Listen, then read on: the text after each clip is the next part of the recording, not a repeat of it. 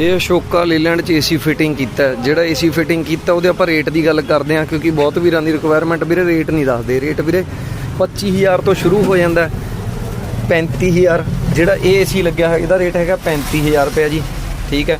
ਇਸ ਤੋਂ ਉੱਪਰ ਜਿਹੜਾ ਵੱਡਾ ਬਲੋਰ ਤੁਸੀਂ ਦੇਖਦੇ ਹੋ ਉਹਦੇ ਨਾਲ ਜੇ ਤੁਸੀਂ ਟਾਟਾ ਦਾ ਜਾਂ ਹੋਰ ਵੀ ਕੋਈ ਜੈਨੂਨ ਕੰਪਰੈਸ਼ਰ ਲਾਉਣਾ ਉਹਦੇ ਨਾਲ 38000 ਰੁਪਇਆ। ਮੰਨ ਲਓ 38000 ਤੋਂ ਵੱਧ ਆਪਣੇ ਕੋਲ ਤੁਹਾਨੂੰ ਏਸੀ ਨਹੀਂ ਮਿਲਦਾ, ਕਿਉਂਕਿ ਜੈਨੂਨ ਦਾ ਰੇਟ 38000 ਰੁਪਇਆ ਜੀ।